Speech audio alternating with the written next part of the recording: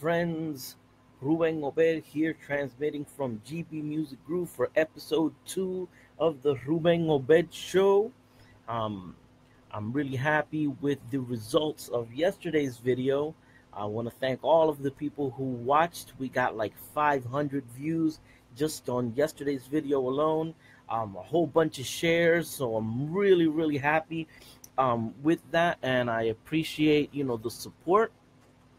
So today's topic is gonna be underestimation, as we say in Spanish, subestimación or subestimar.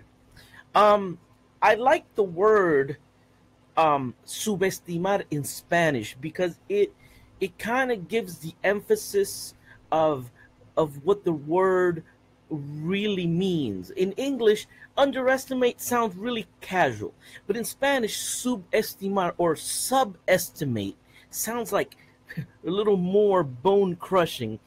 And this is a topic which is actually very close to me because it's happened to me many times, and I'm assuming it's happened to a lot of people. Whereas people underestimate your capacity, underestimate your intellect, underestimate your talents simply because of stupid criteria that they have, you know. I'll give you a perfect example. In this society, a lot of people, they respect formal academic education. I have nothing in against academic education, but I do not believe that you are a success because you have a formal college education. I don't believe that you're intelligent just because you have a formal college education. Some of the most successful people do not have a formal college education. I can mention a whole bunch of them. Steve Jobs was one. You know what I'm saying? Um, the founder of Virgin, I forgot his name. That guy with the white hair, of Virgin Records. You know, another dude, and like him, there are millions and millions of people who haven't don't have a formal college education, but they're highly intelligent people, people who are very um, you know uh, intelligent, very prosperous, very wealthy too. Now I want to make this clear. I do not equate financial success to being smart, because some of the dumbest people on the planet are rich, and then some of the smartest people on the planet are broke. So I do not equate that. I do not equate financial success to actually being a success. Okay.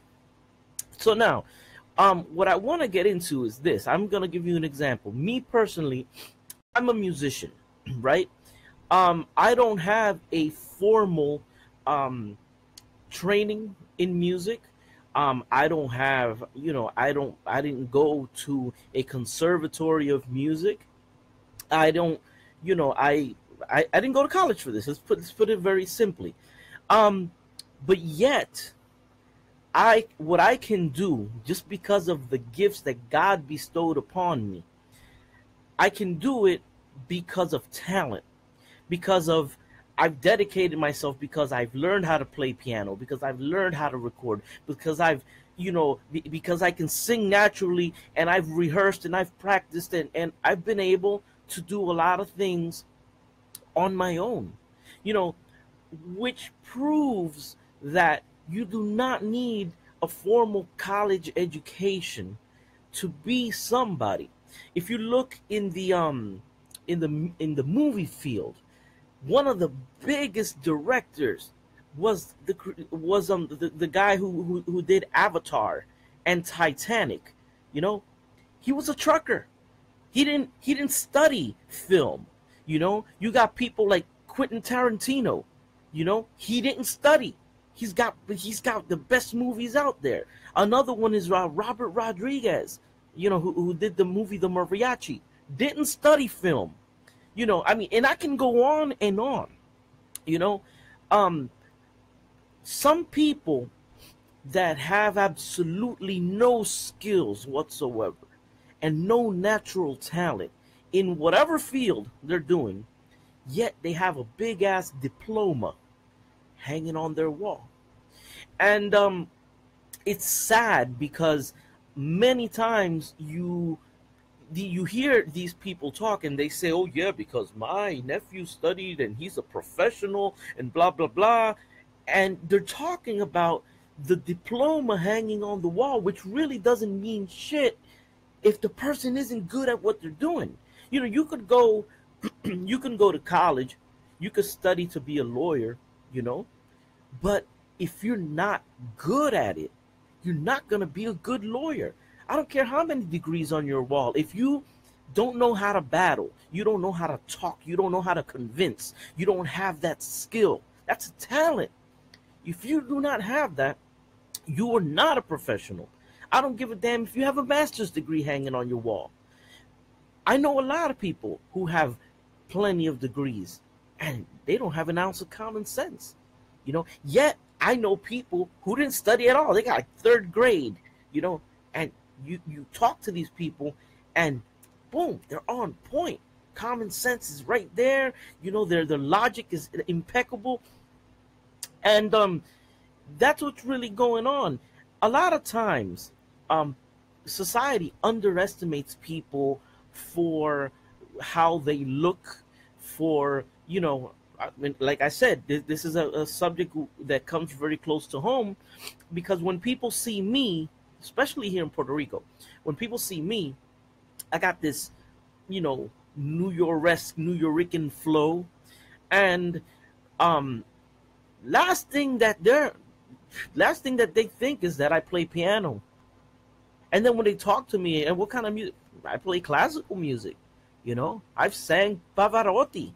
You know, I've done so many things that people, it's like they look at me and it's like, not really. I don't believe him.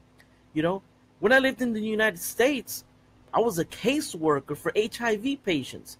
I've worked in social services all my life, but appearance looks more like a thug.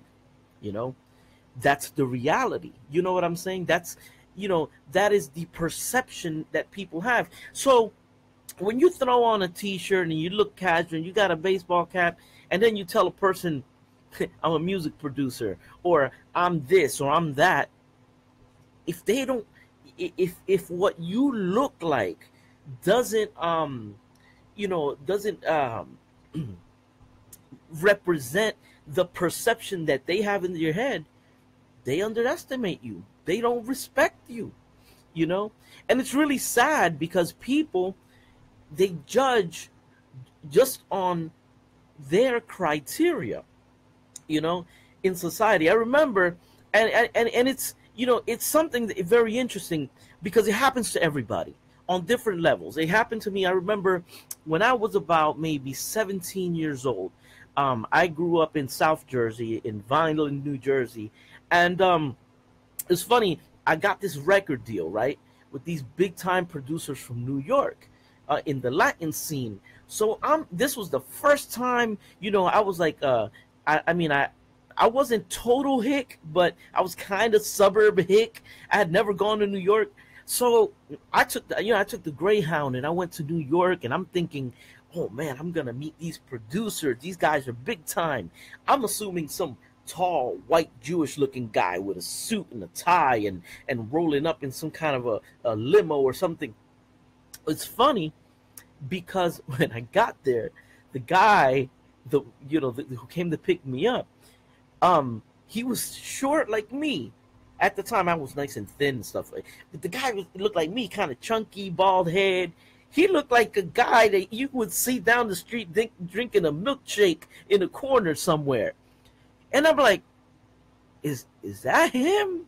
And he said, yeah, how you doing? And he gave me his name. I'm not going to say his name publicly because, you know, these are very well-known people.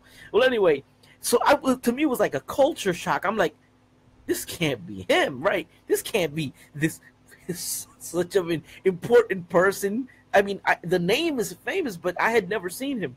So then we go into the office, right? And It's funny because we're walking through Manhattan. I'm still thinking, well, he's got to have like this, badass ride because this guy's representing the top Latin artist. He had a little Toyota Tercel, like a 1991, and it was all messed up. It was like ugly, and the paint was messed up. And I hop in the car with this guy, right? And so we're driving to the office, and I'm like, oh my god, this isn't what I expected. When we reached the office in Manhattan, we go upstairs, and the other big time producer was there. I met him too, and I'm looking at the office, and they got a whole bunch of boxes. It just looks like a storage house. And they said, "Yeah, look, pardon that, we're moving out and stuff."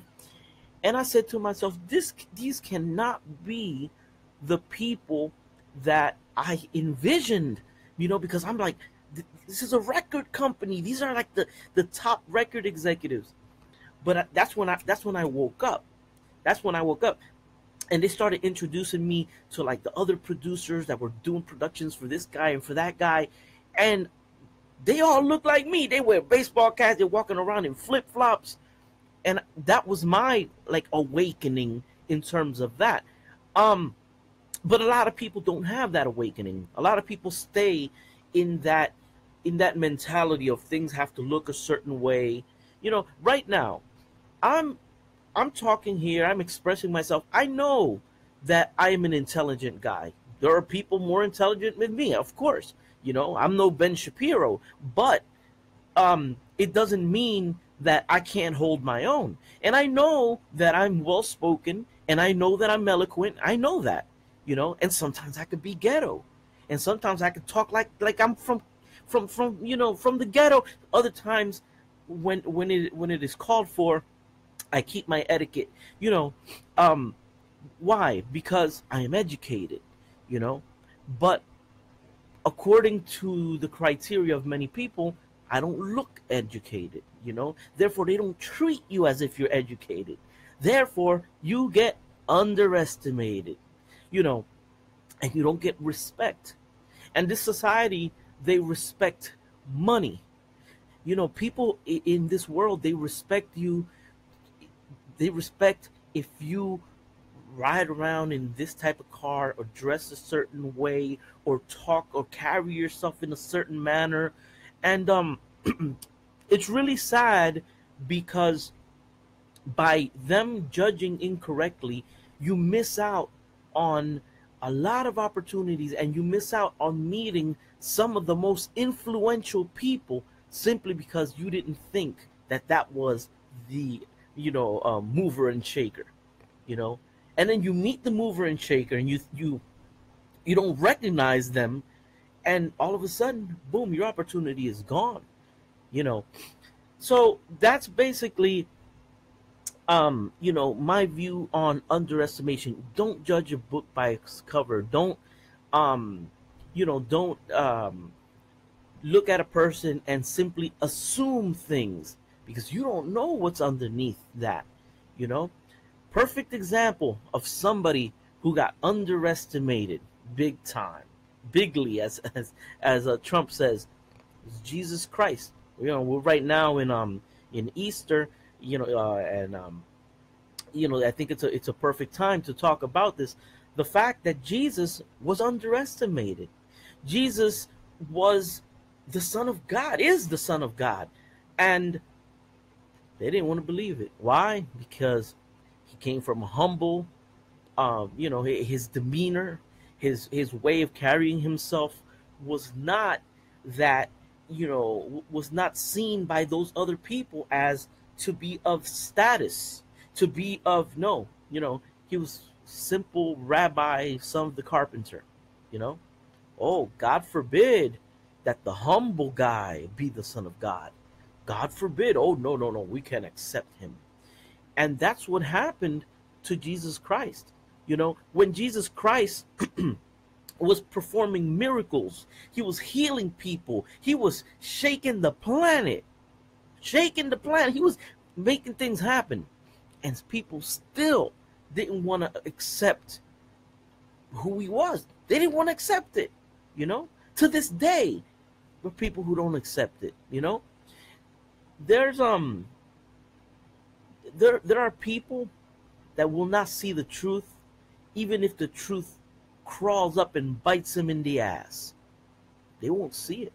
And when a person underestimates you, they are simply telling you, I don't consider yourself worthy.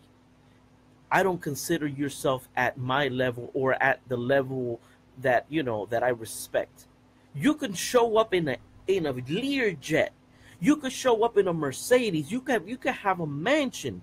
If these people already have these preconceived notions of who you are or at what level or social level you are at, you're not ever going to change that, you know?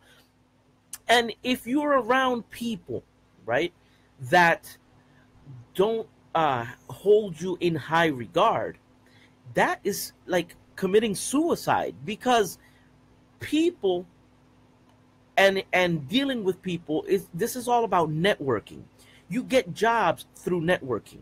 You make friends through networking. You get girlfriends and wives and husbands through networking. So if, for example, if I were single, I'm happily married, but if I were single, I'll give you an example, and if I'm hanging out with a guy who underestimates me, right? Doesn't think too highly of me, doesn't really respect me, okay? And let's say there's a girl he knows, and the girl says, hey man, who's your friend? I like him. The moment she says that, that dude is gonna say, nah man, don't even look that way. That guy, man, he's no good. He's this and that and blah blah blah. Why? Because they underestimate you. And when you are around people that do not hold you in high regard, you will not get any benefits from them. You will not get a job. You will not get friends. You will not get girlfriends. You will get nothing. You will get squashed down because they will not give a good reference of you. So you have to remove yourself from people who do not hold you in high regard, and you have to place yourself amongst people who see you big, or see you, at least at a minimum at their own level. Because if you're dealing with people that feel that you're at their level as well, you'll get respect from them, you know you'll get good referrals, you get good references from them, you know so but yeah, underestimation is something very serious, and it happened to Jesus. I'm going to be closing with this message. Jesus said in the Bible, when you see that the world rejects you, remember that the world rejected me first. Because if thou were of the world would love you. That's what it says in Scripture. That's what Jesus, that's the Word of God says, If you were of the world. So if the world rejects you, if the world underestimates you, remember, look at that's what Jesus says, remember that they hated me first, you know? So, food for thought, my people. God bless you. I hope you liked my this subject. I hope it helped somebody out, and keep your head up. You don't remove yourself from people who don't look up to you.